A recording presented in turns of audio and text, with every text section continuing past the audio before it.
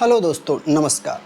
हम लोग PCS, RO, IAS जैसे एग्जाम के जो फैक्ट क्वेश्चन पूछे जाते हैं उनकी सीरीज को हम लोग ले चल रहे हैं और सामान्य सभी प्रतियोगी परीक्षाओं में भी ये पूछे जाते हैं। जरूरी नहीं कि केवल पीसीएस आईएएस में भी, आजकल बीडीओ, लेखपाल, PET, UPP, UPSI, MPSI, Bihar SI, Rajasthan, हर जगह पे ये चीज़ें पूछी जाती हैं।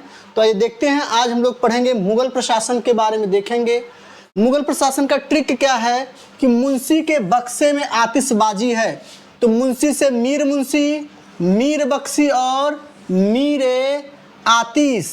तो इसमें जो मीर मुंशी होता था, मीर मुंशी का काम क्या होता था? पत्रों तथा आदेशों को लिखने का काम, इसलिए उनको मुंशी कहा गया। पहले हम लोग अपने अध्यापक को, बहुत पहले की बात में बता दूं, मुंशी जी बोलते थे। उन्हें क्या बोलते थे? मुंशी जी बोलते थे। तो मुंशी जी का काम क्या है? पत्राचार से संबंधित थे। पत्राचार, पत्रों और आदेशों को लिखने का काम उनका होता था। पत्रों और आदेशों को लिखने का काम कौन करते थे? मुंशी जी करते थे। ये ध्यान दीजिएगा, ठीक। दूसरा है मीर बख्शी। मीर बख्शी का जो काम होता था वो प्रमुख सेना विभाग का अधिकारी होता था, सैनिक विभाग का अधिकारी होता था। किसका अधिकारी होता था? सैनिक विभाग का अधिकारी, सैनिक विभाग का अधिकारी होता था। और मीर आतिश क्या होता था? आतिश मतलब क्या होता है? आज भी आतिशबाजी होती है कि नहीं होती है हमारे यहाँ? आतिशबाजी, आतिशबाजी जो होती है, जो आतिशबाजी, जो पटाखा छुड़ाए जाते हैं, तो ये वैसे ये क्या थे? ये ध्यान है, तोप खाने के जो प्रमुख होते थे, क्या होते थे? शाही तोप खाने। शाही तोप खाने के जो प्रधान होते थे उन्हें क्या कहा जाता था? मीरे आतिश कहा जाता था। इनको पॉइंट से भी हमने लिख लिया। पत्रों और आदेशों का लेखन करने वाले अधिकारी को क्या कहा गया? मीर मुंशी। सैन्य विभाग के प्रमुख को क्या कहा जाता था? मीर बख्शी। और शाही तोपखाने के प्रधान को क्या कहा जाता था? मीरे आतिश। ये सभी क्या थे? मुगल कालीन प्रशासन से संबंधित थे। फिर से समझ लीजिएगा, इसमें फिर से समझ लीजिएगा। मीर मुंशी, मुंशी क्या होते थे? मुंशी का काम लिखने वाला होता था, पत्राचार, और मैंने देखा पत्रों और आदेशों को लिखने का काम। मीर बख्शी का क्या काम होता था? तो मीर बख्शी का जो काम होता था वो सैनिक विभाग का प्रमुख जो होता था उन्हें मीर बख्शी कहा जाता था। और मीर आतिश किसे कहा जाता था? तो मीर आतिश जो होता था ये तोप खाने का प्रमुख होता था, प्रधान होता था, ठीक। ये सभी मुगल कालीन प्रशासन से संबंधित थे।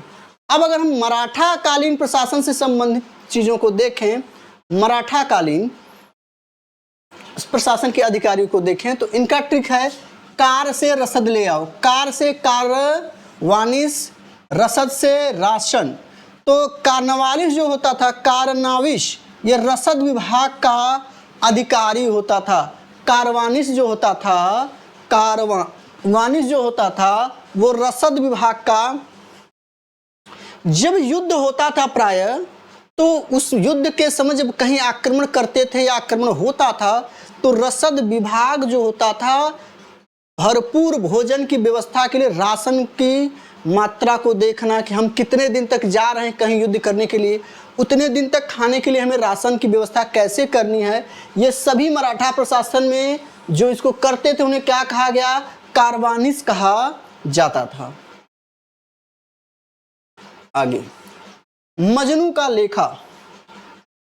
मजनू का लेखा यहाँ है, मजनू से मजूमदार और लेखा परीक्षक। लेखा परीक्षक अधिकारी को मजूमदार मराठा साम्राज्य में कहा जाता था। जो लेखा परीक्षक होते थे उन्हें मराठा साम्राज्य में मजूमदार कहा जाता था। आगे एक और होना चाहिए इसमें, मुंशी हो गए ना, तो अच्छा ठीक, हाँ सही है, मजनू का हो गया। अब ध्यान दीजिए, और इस मराठा साम्राज्य में और किसको किसको क्या? चिटनिस या चिट्टी, चिटनिस या चिट्टी जो होते थे वो उनको पत्राचार लिपिक कहा जाता। जो पत्राचार लिपिक होते थे मराठा साम्राज्य में, उनको मराठा साम्राज्य में या मराठा काल में या मराठा शासन में पत्राचार्य लिपिक को क्या कहते थे? चिटनिस कहते थे। और ग्राम प्रमुख को क्या कहा जाता था? पाटिल कहते थे। पायक, पैदल चलने वाले सैनिकों को क्या कहते थे? पायक। और पैदल सेना का जो टुकड़ी, जो पैदल चलते थे, सेना के टुकड़ी जो चलती थी, उनके प्रमुख को क्या कहा जाता था? नायक कहा जाता था।